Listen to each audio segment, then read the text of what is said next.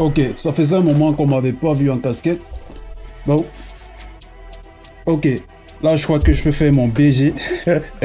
Et pour ceux qui sont du côté de Douala, Cameroun, si vous voulez également porter la marque, ça me fera vraiment plaisir. Bon, ça fait aussi partie de mes objectifs de 2023, ça veut dire vendre ma marque. Ça peut également me compléter quelques fins de mois. Reprendre également la marque, voir plusieurs personnes porter ça, déjà mon entourage, tout ça. Mais si vous également, vous souhaitez porter cette marque, je vous laisse juste le numéro à contacter pour plus de détails. L'objectif également, c'est de reprendre cette marque un peu de partout, dans quelques pays déjà, commencer avec le Cameroun, ensuite Côte d'Ivoire, ainsi de suite. Donc ça, c'est un projet qui me tient à cœur aussi. Voir ma marque se déployer partout un peu dans le monde pour les créatifs bien sûr. Et le thème de cette vidéo aujourd'hui, c'est tout simplement de vous parler des nouvelles fonctionnalités incroyables de Photoshop 2023. C'est vrai qu'actuellement j'utilise la version 2022, donc j'hésitais un peu beaucoup de passer à la version 2023. Je voyais pas trop ce que ça allait m'apporter. C'est quand j'effectuais des recherches sur l'intelligence artificielle, qui est d'ailleurs le sujet de ma prochaine vidéo, que je suis tombé sur les nouvelles fonctionnalités de Photoshop. J'ai dit waouh, le monde est en train d'aller très vite. Donc les gars, si actuellement vous n'avez pas Photoshop 2023 installé dans votre machine, je vous conseille vivement de faire de votre possible pour avoir cette version, car on est un peu en retard. Bon, du moins moi je suis plus en retard puisque j'ai migré rapidement. Donc si vous êtes encore avec les versions antérieures de Photoshop, sachez que vous êtes en train de courir sur place. Il faut se mettre à jour, car travailler avec les nouvelles fonctionnalités de Photoshop vont vous permettre également de gagner en temps et d'être plus productif dans votre fixe de travail.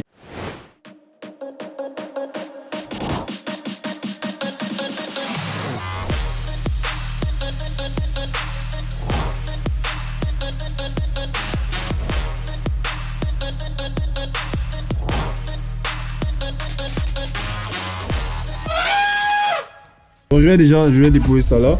Je vais déjà prendre mon stylet. Donc comme moi j'ai dit, si en 2023 vous n'avez pas de tablette graphique, c'est vraiment dommage parce que travailler avec la souris ça fait mal aux doigts. Je sais pas comment vous faites, mais honnêtement c'est mieux même d'avoir encore des tablettes sans écran. Quand vous aurez des moyens, vous pouvez vous permettre d'acheter une tablette graphique avec écran. La nouvelle fonctionnalité qu'ils ont rajoutée ici, donc ici ils ont juste amélioré, c'est quelque chose qui existait déjà dans Photoshop 2022. Ils ont juste un peu amélioré les précisions. Donc si on part par exemple dans sélectionner un sujet, on va venir dans sélectionner un sujet. Et on va faire l'effort de tout sélectionner ça comme ceci. Ok. On va essayer maintenant avec l'outil sélection rapide. On va essayer de monter. Vous allez voir la magie de Photoshop. Ok. On va venir maintenant dans sélectionner et masquer. Et on va faire améliorer les cheveux. Ok. On peut venir maintenant utiliser cet outil-ci. Je vais utiliser la tablette. Je vais venir, je vais corriger tout simplement ça. Et ça aussi, il faut dire, j'ai choisi cette photo expressément parce que elle est compliquée. Il y a les détails de la chevelure. S'il faut détourer ça avec la souris, ça va vous prendre énormément de temps. J'ai tenu à choisir cette photo avec plus de détails. Ok. Donc maintenant, je vais valider tout simplement sur OK et je vais faire mon masque de fusion. Donc on va créer un nouveau calque dégradé pour voir ce qui se passe. On va venir ici dans violet. On va prendre celui-ci et ça, on va mettre ça en arrière-plan. Donc vous voyez, il y a ces détails-là, mais je trouve que c'est un peu trop brillant. C'est pour ça que je dis que l'intelligence artificielle ne pourra jamais remplacer l'homme. Parce qu'il y aura toujours ces petits détails qu'il va falloir corriger, qu'un être humain doit corriger. Pour moi, l'IA vous permet tout simplement de gagner en temps. Comme là, facilement, on vient de détourer une photo. Donc je vais créer un nouveau calque ici. Je vais utiliser l'outil broche, la plume. Et je vais tout simplement faire une pipette là. Je vais un peu essayer de sélectionner ça. Et je vais venir améliorer mes contours ici. Je vais faire le masque d'écrêtage. Je me rassure que je suis sur la dame. Et je vais tout simplement améliorer.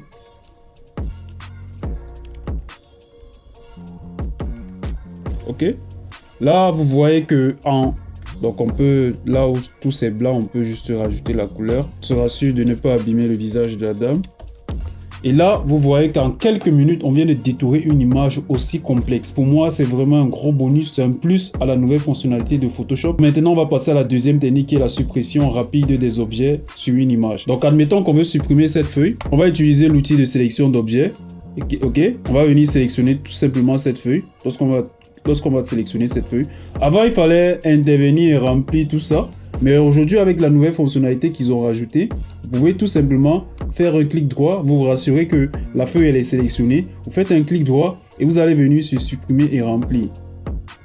Et lorsque vous allez supprimer, automatiquement, la feuille elle va disparaître. C'est vrai qu'il y a encore quelques petits détails. C'est pour ça que je disais qu'on a toujours besoin de l'être humain pour réagir sur ces détails-là. Donc là, on va sélectionner cette partie. On va toujours supprimer rempli. Ok, et là vous voyez que pop, la feuille elle a disparu. Pour moi également, c'est un truc qui vous permet de gagner beaucoup de temps. Ça vous permet de supprimer des objets non désirables dans votre visuel ou bien dans des éléments que vous ne souhaitez pas voir sur votre visuel. La nouvelle fonctionnalité qui m'a bluffé ici, c'est là où j'ai dit waouh, je dois absolument migrer, c'est le filtre neural. C'est quelque chose qui existait déjà dans la version 2022, mais ils ont rajouté de l'intelligence artificielle dans ces filtres-là. C'est quasiment Photoshop qui va désormais faire le travail à votre place. Ça, c'est l'image d'une vieille dame père à son dame, forcément elle vit plus, que j'ai pris sur internet. L'idée ici, c'est de ramener cette image à la vie. Grâce au filtre neural, vous allez pouvoir rapidement corriger cela. Si on vient dans filtre ici, on va venir dans neural filtre. Vous allez voir ce qui va se passer. Et je rappelle que ici, il y a des trucs que vous devez télécharger pour permettre à Photoshop d'avoir cette intelligence artificielle là. On va venir ici dans la restauration de portrait. Donc la restauration de portrait, c'est ici que tout le travail va s'effectuer.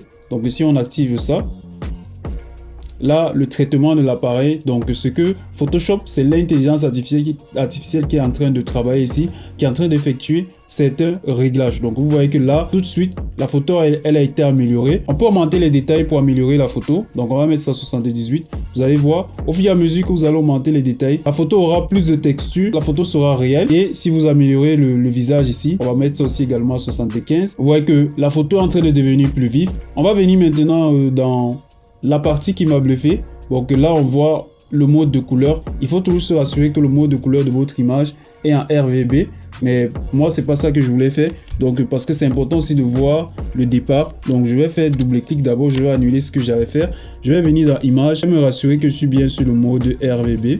Donc, je vais mettre ça en mode RGB tout simplement ici. Et je vais reprendre l'exercice rapidement. Et on va venir maintenant ici. Moi, c'est la partie qui m'a bluffé. C'est au niveau de la couleur. Donc, la couleur, vous pouvez venir dans Coloriser. Et si on active Coloriser, automatiquement, Photoshop va rajouter les couleurs à notre image et va donner l'impression que c'est une photo qui a été prise tout récemment. Mais vous voyez qu'il y a quelques détails qu'il va falloir encore corriger. Donc, on va un peu descendre ici. Vous pouvez jouer avec les paramètres.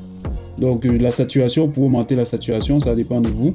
Ok, donc moi, je vais mettre la saturation à 3. Le cyan rouge ici également, c'est quelque chose qu'on peut jouer avec. Bon, là, je vais mettre ça à 2. Ok. Non, ça fait un peu trop. Je vais remettre ça à 1. Le magenta vert ici.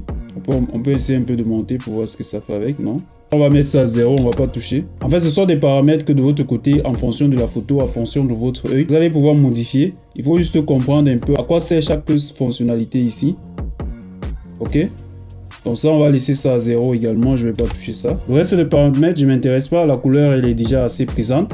Et maintenant, pour la sortie, il est important de modifier cette partie parce que si vous laissez ça sur un calque actif, ce que ça va faire, ça va remplacer, ça va aplatir l'ancien calque. Vous n'allez pas pouvoir faire un retour.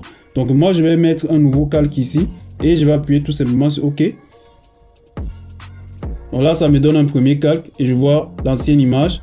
Donc maintenant, on se rend compte ici qu'il y a cette partie qu'il va falloir corriger. Ce que je vais faire ici, je vais venir tout simplement, je vais créer, je vais venir dans les réglages, je vais utiliser la teinte de saturation et je vais sélectionner coloriser. Pour le mode, je vais mettre ça en couleur.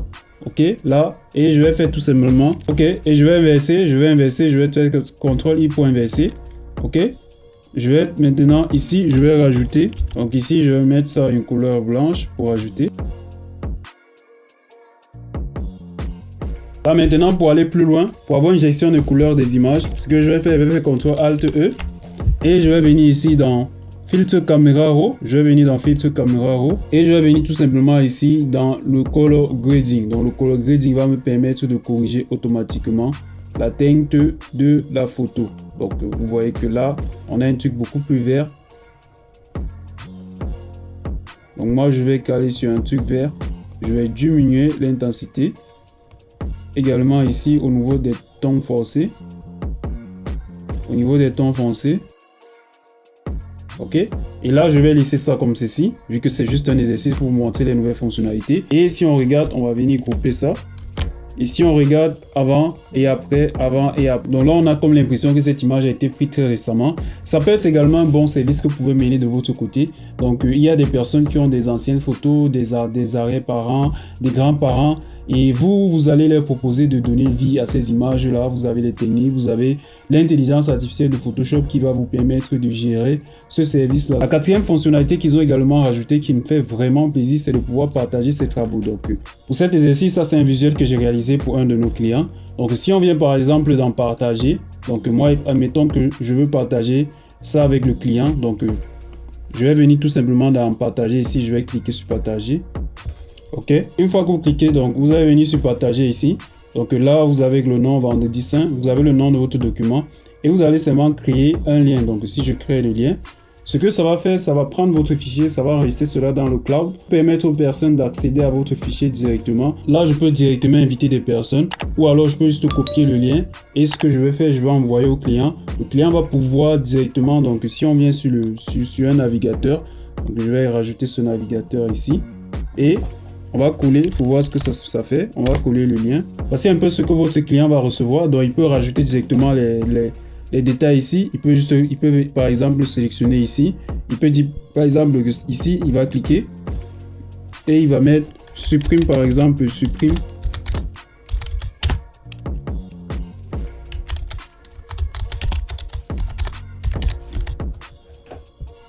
Supprime cette feuille. Donc, ok. Donc là, c'est vrai que le client doit créer un compte normalement. Normalement, il faut avoir un compte pour pouvoir ajouter des commentaires. Et voilà un peu en gros à quoi sert l'outil de partage. La cinquième fonctionnalité, c'est presque la même chose, mais ici, c'est d'inviter une personne à travailler directement sur votre document. Donc ici, vous allez juste venir sur inviter à modifier. Donc si vous cliquez sur inviter à modifier, vous allez toujours... Il faut savoir que tous vos documents, Photoshop va mettre ça dans le cloud. Donc c'est aussi important d'avoir un compte Adobe Cloud. Vous allez venir ici.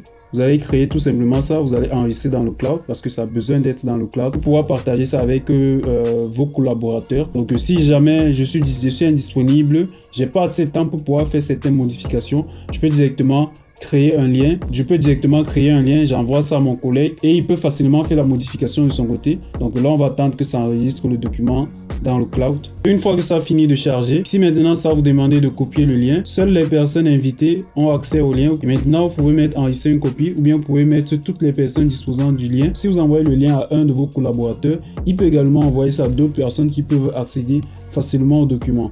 Donc moi, je pense que c'est une option aussi qui vous évite de parfois envoyer des fichiers sources à tout le monde ou bien d'aller uploader les fichiers sources ici et d'envoyer le lien, tout ça. Donc avec ça, vous allez juste tout simplement copier le lien et vous allez envoyer à une personne. Donc, ou bien si cette personne a un compte Adobe Creative Cloud, vous allez tout simplement entrer dans la barre de recherche ici, vous allez saisir le nom de la personne. À défaut, vous copiez le lien et vous envoyez à la personne. Donc, pour moi, je pense que Photoshop est vraiment en train de tout faire pour accélérer le flux de travail, pour rendre les choses un peu plus faciles et de votre côté pour rendre un peu plus créatif, être un peu plus rapide. La sixième chose qu'ils ont également rajouté ici, vous voyez comment je suis Toko Image, les gars. Donc la marque elle est propre. Il faut avouer, la marque elle est propre. Il faut juste que les personnes portent ça et c'est une très belle marque. Donc je compte énormément sur vous pour porter la marque. Ça permet également de m'encourager quoi. Ici c'est l'ajout des matières. Pour voir si on vient dans les fenêtres et on va chercher ici matière. Dans les matières, ils ont rajouté des matières. Ici ces matières peuvent s'ajouter sur les textes. Si vous avez fait la 3D avec Cinema 4D au niveau des textes, vous comprenez tout de suite à quoi servent un peu ces matériaux-là. Donc ici, je vais juste sélectionner un texte par exemple. Je vais changer la typographie ici. Bon, je vais prendre celle-ci et je vais saisir DN. Donc pour ceux qui ne savent pas, DN, c'est tout simplement Dimitri Djorian. Donc c'est le D et le N. Donc c'est le D de Dimitri, le N de Djorian. Et maintenant, ce que je vais faire ici, je vais créer par exemple ça pour voir. Ok, je vais rajouter ça. Donc pour ajouter, vous faites juste un double clic. Ok, donc là automatiquement ça va rajouter de la texture sur notre DN. Donc si on zoome, on peut voir l'intérieur de la texture. Vous pouvez également utiliser ça comme arrière-plan. S'il y a des arrière-plans que vous ne retrouvez pas trop sur internet, vous pouvez utiliser cette texture ici là pour mettre ça comme en arrière-plan. Moi c'est un plus aussi. Il va falloir maintenant trouver comment bien utiliser cela. Il faut savoir qu'il y a également d'autres fonctionnalités qui sont à venir, comme par exemple le flou gaussien directionnel. C'est vrai que c'est déjà disponible sur la version macOS, mais sur la version Windows c'est encore en cours. Donc j'attends encore impatiemment leur notification pour me dire quand est-ce que ça sera disponible. Et il y a également le dégradé en direct. Ici ça vous permet de définir manuellement l'échelle des différentes couleurs de votre dégradé. Ça également, je pense que c'est un outil qui est assez efficace quand même. De mon côté, j'attends impatiemment ces deux fonctionnalités là. Ça peut rajouter un plus plus, vu que l'objectif reste toujours de gagner en temps. Plus vous êtes rapide, plus vous allez satisfaire autant de clients. Donc ça, c'était les informations que je voulais partager avec vous. Je vous invite vivement à télécharger la nouvelle version de Photoshop 2023 de votre côté pour être à jour. Ça va vous permettre de développer et améliorer votre instinct design et de monter en compétences. Voilà, c'est ce que je voulais partager avec vous aujourd'hui dans cette vidéo. J'espère que vous avez appris quelque chose. Et si vous n'êtes pas encore abonné à cette nouvelle chaîne, faites-le, c'est encourageant, ça fait plaisir. Sur ce, soyez créatifs et on se dit à très bientôt. Bye!